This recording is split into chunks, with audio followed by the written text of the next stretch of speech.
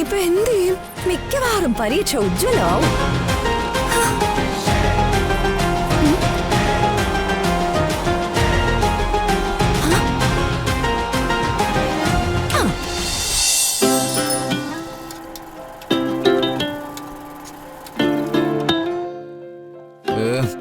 നാശം, പഞ്ചറാവാൻ കണ്ട നേരം. പുല്ല്. ആഹാ, എത്ര മനോഹരമായ കാഴ്ച. ചട്ടന് പൊട്ടൻ ചതിച്ച പൊട്ടന് ദൈവം ചതിക്കുന്നു പറയുന്ന ഒരു ചൊല്ലുണ്ട്.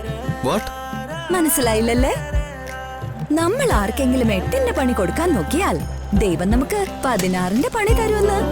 ഇപ്പൊ മനസ്സിലായോ?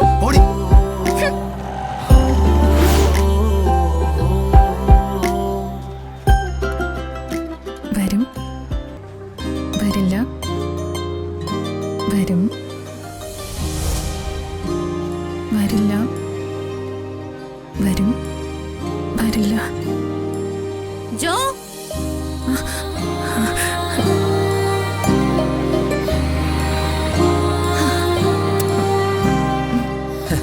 ഇതെന്താ സഞ്ചരിക്കുന്ന ആക്രിക്കടയോ? കണ്ടാൽ അറിയില്ലേ, ഏതോ പട്ടിക്കാട് കേസാ. അണ്ണാ ரொம்ப தேங்க்ஸ் அண்ணா. தேங்க்ஸ் சொல்ல வேண்டியது நான் தான். ஆண்டவா, என் உசுரை காப்பாத்தியதுக்கு ரொம்ப thanks.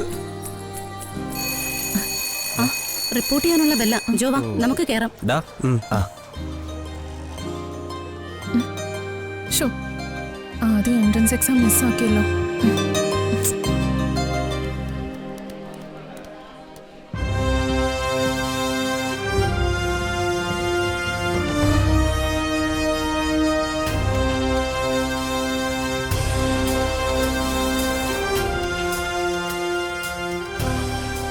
Yes, sit down, sit down. Good morning, dear students. എല്ലാവരും ഇവിടെ ഒന്ന് ശ്രദ്ധിക്കണം. ഒരു കാര്യം ഞാൻ ആദ്യമേ എല്ലാവരോടും പറയുവാണ്. ഞാൻ വളരെ സ്ട്രിക്റ്റ് ആണ്.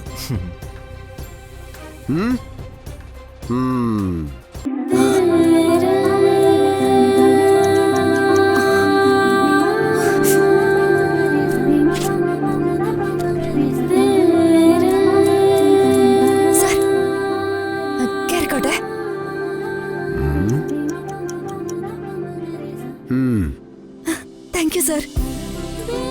10 മണി കഴിഞ്ഞു. ഇനി എക്സാം എഴുതാൻ ആര് വന്നാലും ഞാൻ കയറ്റില്ല. അറിയാമല്ലോ, ഞാൻ വളരെ സ്ട്രിക്റ്റ് ആണ്. ഓക്കെ?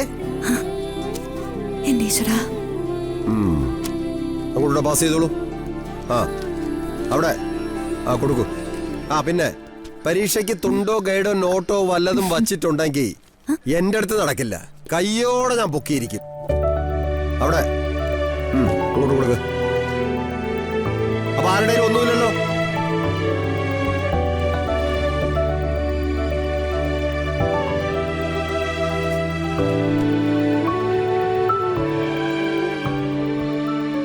എന്തേലും കാര്യം ഞാൻ ആരുടെയെങ്കിലും കയ്യിൽ നിന്ന് പൊക്കി കഴിഞ്ഞാ നിന്റെയൊക്കെ ഭാവി കട്ട പുറത്തായിരിക്കും. ഒരു ദാക്ഷിണ്യവും എന്റെ അടുത്തൊന്നും പ്രതീക്ഷിക്കണ്ട. പറഞ്ഞല്ലോ? Okay, you can start. Excuse me, sir. Yes. May I coming, sir?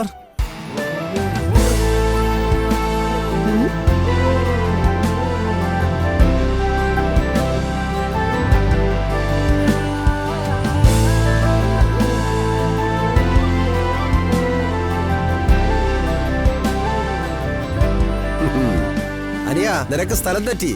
ഇതേ മെഡിക്കൽ കോളേജ് അല്ല, എക്സാമിനേഷൻ ഹാളാ. അറിയാ സാർ. ഓഹോ, എൻട്രൻസ് എക്സാം എഴുതാൻ വന്നതാ.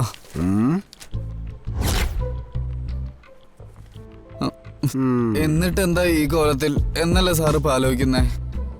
അതെ, 60 കിലോമീറ്റർ സ്പീഡിൽ പോകാനാവുന്ന റോഡിൽ കൂടി ഞാൻ വെറും 40 കിലോമീറ്റർ സ്പീഡിൽ വരുക. അപ്പൊ പെട്ടെന്നൊരു പാട്ടി കുറുകെ ചാടി. പട്ടിയോ? പട്ടിയല്ല സാർ, പാട്ടി പാട്ടി. എന്നിട്ട് ഞാനൊന്നും നോക്കിയില്ല, ബൈക്ക് വെട്ടിച്ചങ്ങ് മാറ്റി. പാട്ടി സേഫായി. പക്ഷെ ബൈക്ക് ചെറലി കയറി സ്കിഡായി. ഞാൻ ഈ കോലത്തിലുമായി. ഡോക്ടർ അഡ്മിറ്റ് ആവാൻ നിർബന്ധിച്ചതാ. പക്ഷെ എനിക്ക് എക്സാം എഴുതണം സാർ. ഇദ്ദേഹം ഒരു മഹാനായ വ്യക്തിയാണ്. ഒന്നുമല്ലെങ്കിലും നീ ഒരു ജീവൻ രക്ഷിച്ചില്ലേ? അതെ അതെ. പക്ഷേ ഈ അവസ്ഥയിലും പരീക്ഷയ്ക്ക് തയ്യാറായി വന്ന നീ ഒരു വിദ്യാർത്ഥി എന്ന നിലയ്ക്ക് നിന്റെ കടമയും നിർവഹിച്ചു. Thank you sir. Great. I am very proud of you. Sorry sorry sorry sorry. അയ്യോ സമയമായി. വരൂ വരൂ വരൂ. ഞാൻ കൊണ്ടിരുത്തിക്കോളാം. വരൂ വരൂ. Please please please move back. പോവാ പ്ലീസ് പ്ലീസ്. പതുക്കെ പതുക്കെ. അവിടെ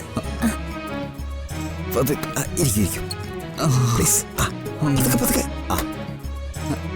സമാധാനമായിട്ടിരുന്ന് പരീക്ഷ എഴുതിക്കോളൂ. Okay sir. എന്താ? പേന. പേന. അയ്യോ അതെടുക്കാൻ പറ്റില്ല. അത് ഞാൻ പൂജിച്ച പേനയാ. ഇവളല്ലേ അവള്?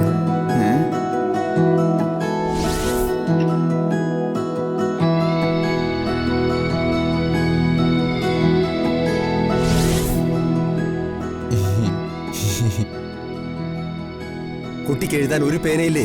2 പേന വെച്ച് ഒരേ സമയം എക്സാം എഴുതാൻ പറ്റില്ലല്ലോ. ഈ പാവത്തിന് ഉപകാരപ്പെടട്ടെ. അത് തന്നെ സാർ. ആ പേന നന്നായിട്ട് എഴുതണം കേട്ടോ. Thank you. അതെ, പരീക്ഷ കഴിഞ്ഞ് ആ പേന എനിക്ക് തിരിച്ചറിഞ്ഞേ. തരാട്ടോ. ഒരു മണക്ക് പേനയ്ക്ക് വേണ്ടി അവള് കഷ്ടം.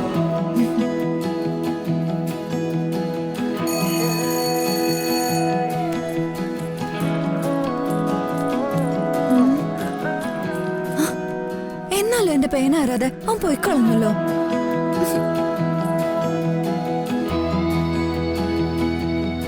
ഇവനിന്ന് എക്സാം എഴുതാൻ പറ്റുമെന്ന് ഞാൻ വിചാരിച്ചല്ല. വെറുതെ മനുഷ്യനെ ടെൻഷൻ അടുപ്പിച്ച് കൊന്നു.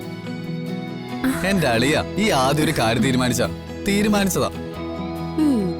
ഏത് മാർഗം ഉപയോഗിച്ചും അത് ഞാൻ നടത്തിയെടുക്കും. ഇതിപ്പോ എവിടെ ചെന്ന് അന്വേഷിക്കാനാ?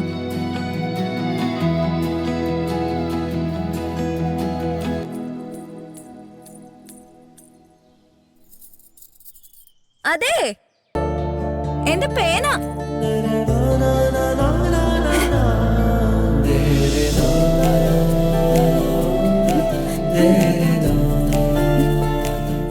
അപ്പൊ അത് നീയായിരുന്നല്ലേ? ഞാൻ പിന്നെ ഞാനല്ലേ ആവൂ. നീ ഒരു പെരുങ്കള്ളനാന്ന് എനിക്ക് നേരത്തെ മനസ്സിലായതാ. പക്ഷെ ഇങ്ങനൊരു ഭൂലോക ഉടായിപ്പാണെന്ന് ഞാൻ അറിഞ്ഞില്ല. ഫൂലോ ഉടായിപ്പോന്നിട്ട് മറ്റവൻ എന്നെ കൊണ്ടൊന്നും പറയിപ്പിക്കരുത്. ഫൂ അല്ലടാ, ഭൂലോകം. നിന്നെയൊക്കെ ആരെ മലയാളം പഠിപ്പിച്ചത്?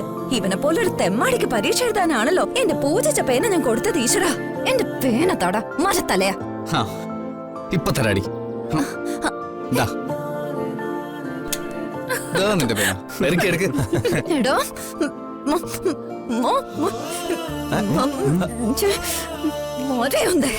മര്യാദക്ക് വന്ന് പരീക്ഷ എഴുതിട്ട് പോയിരുന്ന എന്നെ ഈ അവസ്ഥയിലാക്കിയത് നീയല്ലടി മാരമാക്കുറി. എന്തായാലും നീ പറഞ്ഞ 5 സ്റ്റാർ വള്ളി കൊള്ളാം. വള്ളിയോ? ഏതോ പട്ടിക്കാട്ടിന്ന് കുറ്റിയും പറിച്ചു വന്ന് ഈ ക്യാമ്പസിലെ ആളാകാൻ നോക്കണ്ട. ഇതേ ഞങ്ങളുടെ ക്യാമ്പസാ. ഭീഷണി അല്ലേ? നിന്നെ കുറിച്ച് ഞാൻ പ്രിൻസിപ്പലിന് പരാതി കൊടുക്കും. ഇപ്പൊ തന്നെ നിന്റെ ആക്സിഡന്റിന്റെ കള്ളക്കഥ പൊളിച്ചടുക്കും.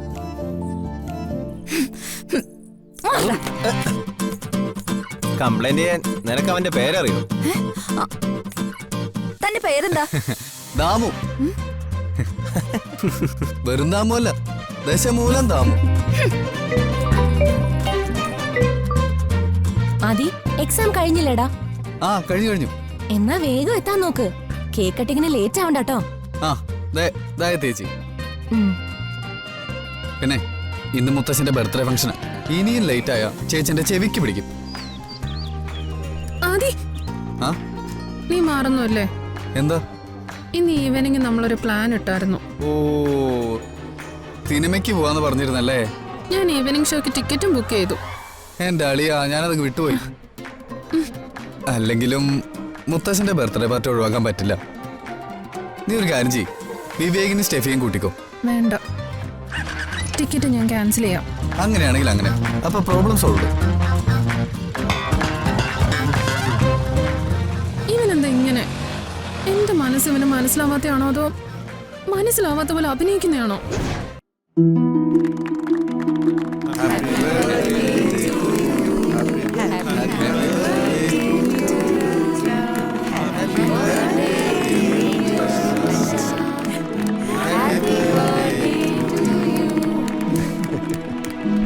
പിറന്നാൾ ആശംസകൾ.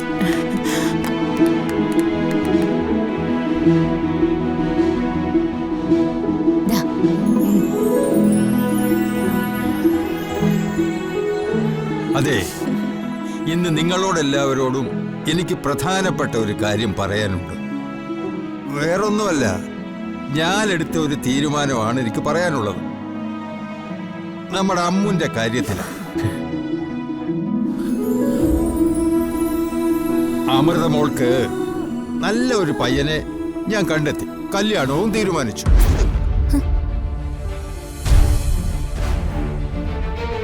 പറഞ്ഞു വരുമ്പോൾ നമുക്കൊക്കെ അറിയാവുന്ന കുടുംബം തന്നെയാണ്. രാമപുരം ഗ്രാമത്തിന്റെ നന്മകൾ മുഴുവൻ നിറഞ്ഞ ഒരു ചെറുപ്പക്കാരൻ.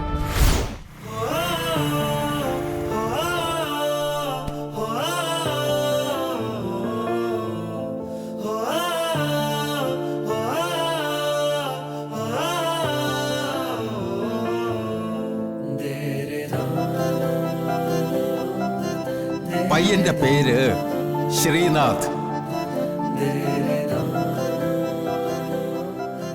വിദ്യാസമ്പന്നൻ, മാന്യമായ തൊഴിൽ.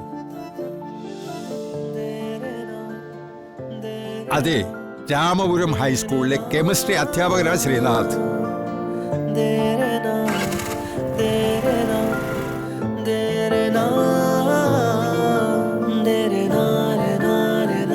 ശുഭകാര്യങ്ങൾ വൈകിപ്പിക്കാൻ പാടില്ലെന്നാണല്ലോ.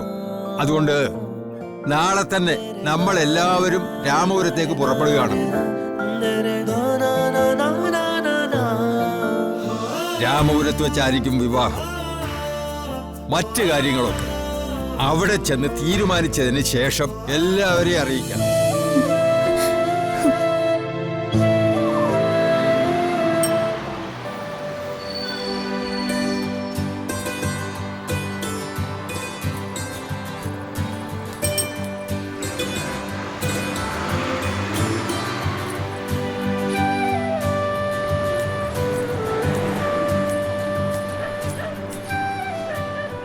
ഇരുട്ടാണല്ലോ.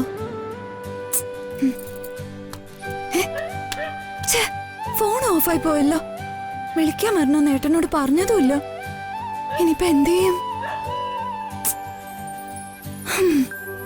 നടക്കാം.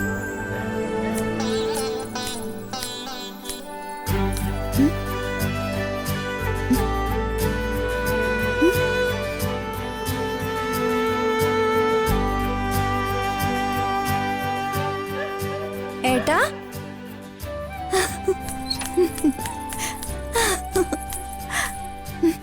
ഫോൺ ചത്തപ്പോ ഇരുട്ടിലായെന്ന് ഞാൻ വിചാരിച്ചതാ.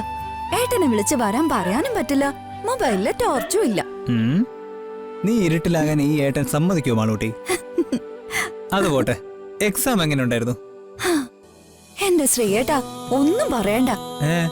സമയത്തിന് എത്താൻ പറ്റുമെന്ന് പോലും വിചാരിച്ചതല്ല. അയ്യോ, അതൊന്നും പറ്റി? വലിയ കഥ അതൊക്കെ. പക്ഷെ ദൈവാനുഗ്രഹം കൊണ്ട് സമയത്ത് എത്താനും പറ്റി, വൃത്തിയായിട്ട് എഴുതാനും പറ്റി. അത് മതി. നിനക്ക് ഈ എൻട്രൻസ് എന്തായാലും കിട്ടും. പഠിച്ച് പാസ്സായി നല്ലൊരു ജോലി വാങ്ങണം. അച്ഛനൊരു താങ്ങാവണം. അച്ഛന്റെ തലയിലെ ഏറ്റവും വലിയ ഭാരം ആ സഹകരണ ബാങ്കിലെ ലോണാ. എങ്ങനെയെങ്കിലും ഒരു ജോലി സമ്പാദിച്ച് ആ ലോൺ അടച്ചു തീർക്കണം എനിക്ക്. ദൈവം സഹായിച്ച ഒക്കെ നടക്കും മാളൂട്ടി.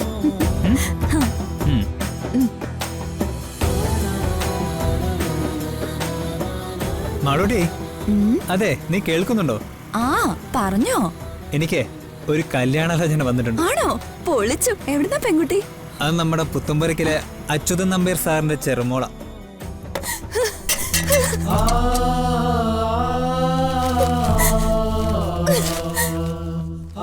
ചേച്ചി ചേച്ചി ആരോട് ചോദിച്ചിട്ടാ മുത്തശ്ശൻ ഇങ്ങനെ ഒരു തീരുമാനം എടുത്തത്? ഞങ്ങളുടെ സ്വപ്നങ്ങളൊക്കെ വെള്ളത്തിൽ വരച്ച വര പോലെ ആയില്ലേ? ചേച്ചി ഇത്രയും വലിയ കുടുംബത്തിൽ നിന്നാണോ എന്റെ ഏട്ടന് ആലോചന വന്നേ? എന്താ ചേച്ചിയുടെ പേര്? അമൃത. ആ, ചേച്ചിയുടെ ഫോട്ടോ ഒന്ന് എനിക്ക് കാട്ടിത്തരാവോ? അയ്യോ, ഫോട്ടോ ഒന്നുമില്ല. ശരി, വണ്ടി ഒന്ന് നിർത്തിയേ. അങ്ങോട്ട് നിർത്ത്.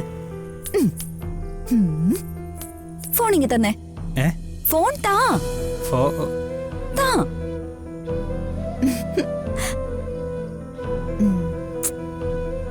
ഏതൊരു പട്ടിക്കാട്ടുകാരനെ കല്യാണം കഴിച്ച് ആ കുഗ്രാമത്തിൽ ജീവിക്കുന്നതിനേക്കാൾ ഭേദം ചത്തു കളയുന്നതാ. ഞാനത് ചെയ്യും. ഇങ്ങനെ വിഷമിക്കല്ല മോച്ചി, നമുക്ക് എന്തെങ്കിലും പരിഹാരം ഉണ്ടാക്കാം. ഒരു പരിഹാരം ഉണ്ടാക്കാനില്ല. എന്റെ ലൈഫ് തീർന്നു.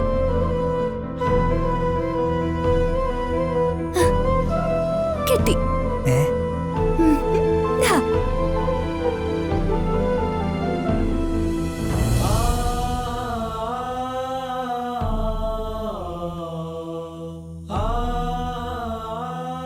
ആഹാ, എന്തൊരു ചർച്ചയാ. അങ്ങനെ ഏതെങ്കിലും ഒരു കോന്തന്റെ കൂടെ ജീവിക്കേണ്ട ആളല്ല എന്റെ ചേച്ചി. എന്ത് കണ്ടിട്ടാ മുത്തശ്ശൻ ഇങ്ങനെ ഒരു തീരുമാനം എടുത്തെന്ന് എനിക്ക് മനസ്സിലാവുന്നില്ല.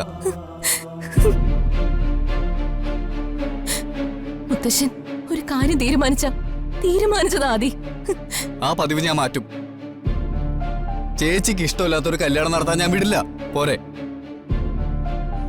ഇത്രയും ചർച്ചയുള്ള രണ്ടുപേര് ഈ ലോകത്ത് വേറെ ഉണ്ടാവില്ല. ചുമ്മാ പെണ്ണിനെ കുറച്ച് ഓടുന്നുണ്ട് കേട്ടോ. ഇനി വന്നേ, വാ കേറാൻ. പോവാ. ശോ,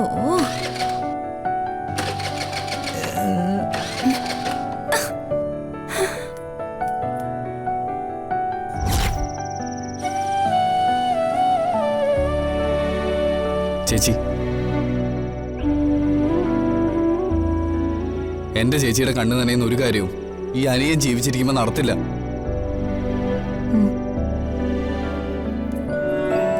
ഏട്ടാ, ചില ആളുകൾ നമ്മുടെ ജീവിതത്തിലേക്ക് കടന്നു വരുന്നതോടെ ജീവിതം തന്നെ മാറി മറിയെന്ന് പറയാറില്ലേ?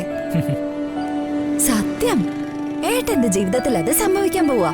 ഈ കല്യാണം കഴിയുന്നതോടെ ഏട്ടന്റെ ജീവിതം സൗഭാഗ്യം കൊണ്ട് നിറയുന്ന എന്റെ മനസ്സ് പറയുന്ന.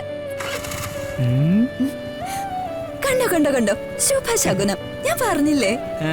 വാ കേറ്. പോവാ.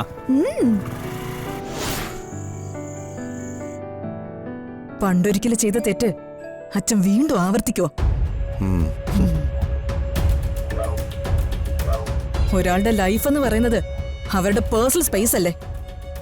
അഭിപ്രായം പറയാം, നിർദ്ദേശിക്കാം, പക്ഷേ അടിച്ചേൽപ്പിക്കാൻ പാടില്ലല്ലോ.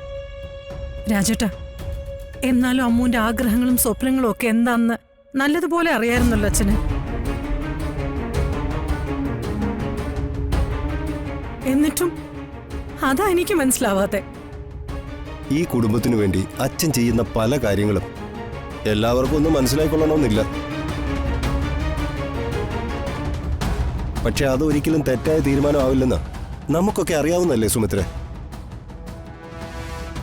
അതെങ്ങനെ പറയാൻ പറ്റും ഏട്ടാ? ഒരാളുടെ ശരി മറ്റൊരാളുടെ തെറ്റായിക്കൂടെ? അതിന്റെ ജീവിച്ചിരിക്കുന്ന ഉദാഹരണോ ഞാൻ. നിനക്ക് നല്ലൊരു ഫ്യൂച്ചർ ഉണ്ടാവണമെന്ന് മാത്രമേ അച്ഛൻ ആഗ്രഹിച്ചിട്ടുള്ളൂ. അച്ഛൻ പറഞ്ഞതനുസരിച്ച് നീ ജീവിക്കാൻ തയ്യാറായിരുന്നെങ്കിൽ നിന്റെ ജീവിതം ഇപ്പൊ ഇങ്ങനൊന്നും ആവില്ലായിരുന്നു. ഇഷ്ടമുള്ളൊരു ജീവിതം തിരഞ്ഞെടുക്കാനുള്ള സ്വാതന്ത്ര്യം എനിക്ക് നിഷേധിച്ച ആളാ നമ്മുടെ അച്ഛൻ. അതുകൊണ്ട് തന്നെയാ ഈ ജന്മത്തിൽ വിവാഹം വേണ്ടാന്ന് ഞാൻ തീരുമാനിച്ചത്. ഇപ്പോ അമ്മൂനോടും അതേ ദ്രോഹം അച്ഛൻ ചെയ്യാൻ പോകുന്നേ. അന്ന് എനിക്ക് വേണ്ടി സംസാരിക്കാൻ ഈ വീട്ടിൽ ആരുടെ നാവും പൊങ്ങിയില്ല. പക്ഷേ ആ ദ്രോഹം സ്വന്തം മോളോട് നിങ്ങളെങ്കിലും ചെയ്യരുത് രാജേട്ടാ. പറഞ്ഞിട്ട് കാര്യമില്ല, നിനക്കൊരിക്കലും അതൊന്നും മനസ്സിലാവില്ല. എന്തിനും ഏതിനും അച്ഛനെ ശത്രുവായി കാണാനാണല്ലോ നിനക്ക് പണ്ടേ താല്പര്യം. മനസ്സിലാവാത്തതേ നിങ്ങൾക്കൊക്കെയാ. ആരുടെയെങ്കിലും തീരുമാനങ്ങള് നടപ്പിലാക്കാനുള്ളൊരു വസ്തുവല്ല ഒരു പെണ്ണിന്റെ ജീവിതം. അച്ഛനോട് നമുക്ക് ഇങ്ങനെയൊന്നും പോയി പറയാൻ പറ്റില്ലല്ലോ വെറുതെ. ഞാൻ പറയാം അച്ഛനോട്. എനിക്കൊരു പേടിയുമില്ല. പക്ഷേ ഞാൻ മാത്രം സ്വരം ഉയർത്തിയത് കൊണ്ട് യാതൊരു പ്രയോജനവും ഉണ്ടാകാൻ പോകുന്നില്ല. അതെ, അച്ഛന്റെ ഈ തീരുമാനം അമ്മുവിന്റെ നന്മ കരുതിയാണെന്നുള്ള കാര്യത്തിൽ എനിക്ക് യാതൊരു സംശയമില്ല. അതുകൊണ്ട് ദേ വെറുതെ ഒരു തർക്കം വേണ്ട. രാജേട്ടാ, ഒരു തീരുമാനം എടുക്കുന്നതിന് മുമ്പ് നമ്മളോടെങ്കിലും ഒരു വാക്ക് ചോദിക്കായിരുന്നു അച്ഛന്. അച്ഛന്റെ തീരുമാനങ്ങൾ നമ്മൾ എല്ലാവരും എന്നും അംഗീകരിച്ചിട്ടല്ലേ ഉള്ളൂ. പുത്തമ്പൊരിക്കൽ വീടിന്റെ പാരമ്പര്യം അതല്ലേ സുമിത്രേട്ടത്തി? പ്രതികരിക്കേണ്ട സമയത്ത് പ്രതികരിക്കണം. അല്ലാതെ പാരമ്പര്യവും കെട്ടിപ്പിടിച്ചിരിക്കുകയല്ല വേണ്ടത്. അല്ലേലും പൊളിറ്റിക്കൽ കറക്റ്റ്നെസ് എന്ന വാക്ക് പണ്ടേ പുത്തൻപുരയ്ക്കൽ വീടിന്റെ പടിക്ക് പുറത്താണല്ലോ. ചേട്ടാ, അല്ല അമ്മുവിന് ഇത്ര സങ്കടമായ സ്ഥിതിക്ക് നമുക്ക് ചെന്ന് അച്ഛനോടൊന്ന് സംസാരിച്ചു നോക്കിയാലോ? ബാലേട്ട, ഒന്നിങ്ങി വന്നേ. എന്താ? വാ. ചേട്ടാ, ഞാൻ ഇപ്പൊ വരാം.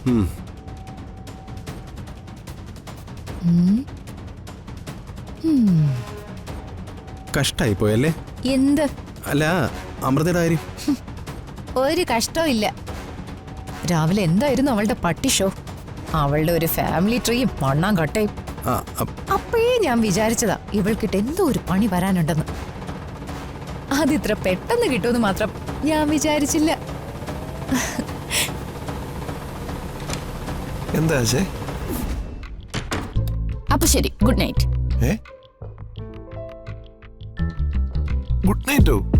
അത് പറയാനാണോ അത്യാവശ്യം എന്നെ ഇങ്ങോട്ട് വിളിച്ചോണ്ട് വന്നേ? പിന്നല്ലാതെ, നിങ്ങൾക്ക് ബുദ്ധിയില്ലാതെ പോയതിന് ഞാൻ എന്ത് വേണം? അനാവശ്യ കാര്യങ്ങളിൽ പോയി തലയിടരുതെന്ന് പല പ്രാവശ്യം ഞാൻ പറഞ്ഞിട്ടുണ്ട്. അമൃതയുടെ കാര്യത്തിൽ നിങ്ങളുടെ അച്ഛൻ ഒരു തീരുമാനം എടുത്താൽ അത് എടുത്തു, അത്ര തന്നെ. വെറുതെ എന്തിനാണ് അതിനെതിരെ നിന്നിട്ട് അച്ഛന്റെ ശത്രുത സമ്പാദിക്കുന്നത്? പക്ഷെ ആശേ, ഇത് നമ്മുടെ അമ്മുവിന്റെ കാര്യമല്ലേ? നീ ഇത്ര സെൽഫിഷ് ആയിട്ട് ചിന്തിക്കരുത്. അച്ഛനോടൊന്ന് സംസാരിച്ചു നോക്കിയാൽ ചിലപ്പോ. എന്റെ പൊന്നു മനുഷ്യ, അമൃതയുടെ കാര്യത്തിൽ അവളുടെ അച്ഛനില്ലാത്ത സെന്റിമെന്റ്സ് നിങ്ങൾക്ക് എന്തിനാ? അല്ല, അത് അച്ഛന്റെ തീരുമാനം രാജേട്ടൻ അംഗീകരിച്ചു കഴിഞ്ഞു. അത് നിങ്ങൾക്ക് മനസ്സിലായില്ലേ? അച്ഛനെ എതിർക്കാൻ പോയാൽ നിങ്ങൾ ഒറ്റപ്പെടുത്തേ ഉള്ളൂ. അതുകൊണ്ടാ മര്യാദയ്ക്ക് അടങ്ങി ഒതുങ്ങി ഇരിക്കാൻ പറയുന്നത്. നമ്മൾ അവിടെ ചെന്നു, വേണ്ടതുപോലെയൊക്കെ അഭിനയിച്ചു, മതി. അതിന്റെ ആവശ്യമേ ഉള്ളൂ. കിടന്നുറങ്ങാൻ നോക്ക്. ആ, കിടക്കുമ്പോഴേ ആ ലൈറ്റും കൂടി ഒന്ന് ഓഫ് ചെയ്തേക്കണേ.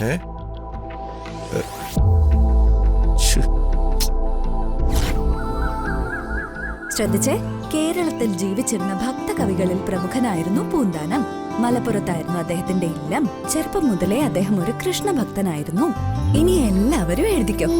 തെറ്റിയാലേ ഞാൻ 5 പ്രാവശ്യം എഴുതിക്കും. എഴുതിക്കോ. മാളച്ചേച്ചി, നേരെ എഴുതാൻ പോയ പരീക്ഷ ജയിക്കോ? ജയിക്കും. മാളച്ചേച്ചി ഏത് പരീക്ഷ എഴുതിയാലും ജയിക്കും. പിള്ളേരെ നിങ്ങൾ അറിഞ്ഞില്ലേ?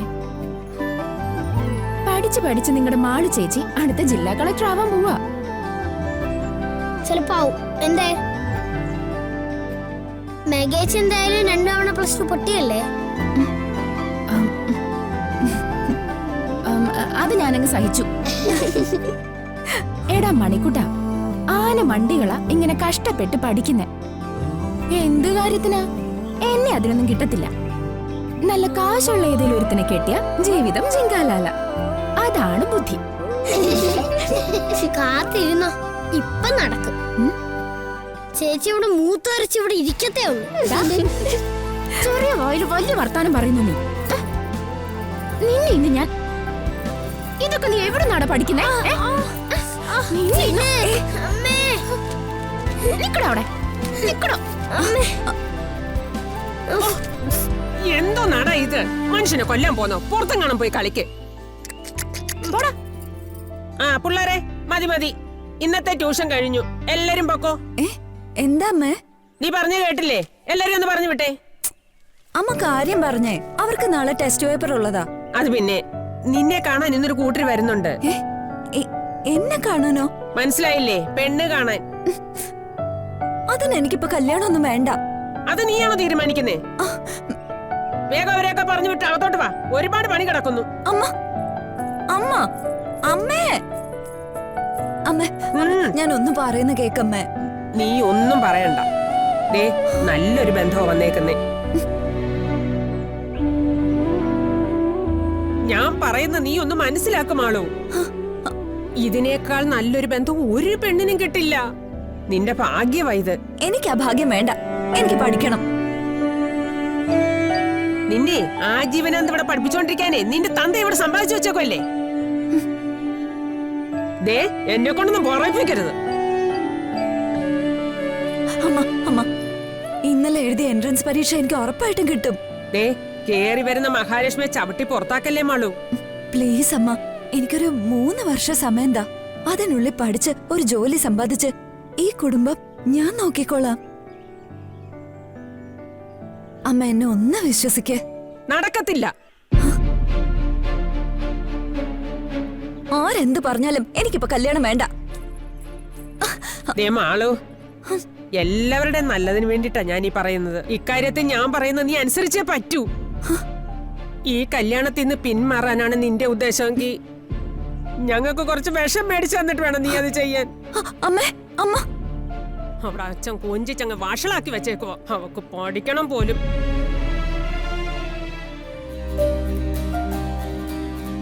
എന്റെ പാലകോപാലനെ എണ്ണ തെപ്പിക്കും പമ്പാടടി. എന്നും ഇങ്ങനെ കഴുകി തുറച്ചു വെക്കുന്നതല്ലാതെ ഈ കാറിനൊരു അനക്കമില്ലല്ലോ സാറേ. വല്ലപ്പോഴും ഒന്ന് റോഡിൽ ഇറങ്ങണമെന്ന് ഇതിനൊരു ആഗ്രഹം ഉണ്ടാവൂലേ? കഴിഞ്ഞ മാസമല്ലേ ഇത് റോഡിലിറങ്ങിയത്? സമഗ്ര സംഭാവനയ്ക്കുള്ള മ്യൂസിക് ഫെഡറേഷൻ അവാർഡ് വാങ്ങാൻ ഞാൻ പോയത് ഏത് കാറിലായിരുന്നു വർഗീസേ? ഓ, ജോലി നടക്കട്ടെ.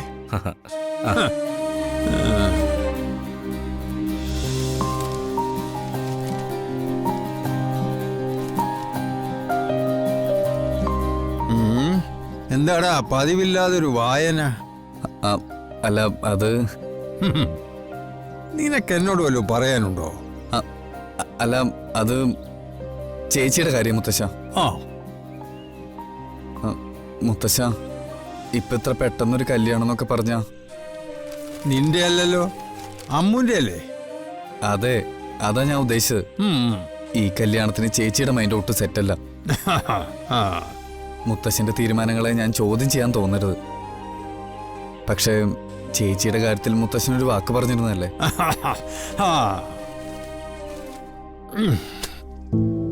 ഞാൻ കൊടുത്ത വാക്ക് എന്താണ്? നീ അത് പറ. അമൃതേച്ചി സെൽഫ് ഡിപ്പെൻഡന്റ് ആയിട്ട് നിൽക്കാൻ പറ്റുമെന്ന് തെളിയിച്ച ചേച്ചിയുടെ ആഗ്രഹം പോലെ USC പഠിക്കാൻ വിടാന്ന് മുത്തശ്ശൻ സമ്മതിച്ചല്ലേ? മുത്തശ്ശൻ ആവശ്യപ്പെട്ടതുപോലെ ചേച്ചി 6 മാസം മുമ്പേ ഒറ്റയ്ക്ക് ജീവിച്ച് തെളിയിച്ചതല്ലേ? പിന്നെ എന്തിനാ മുത്തശ്ശി ഇങ്ങനെ ഒരു ചതി ചെയ്തേ? പറയാം.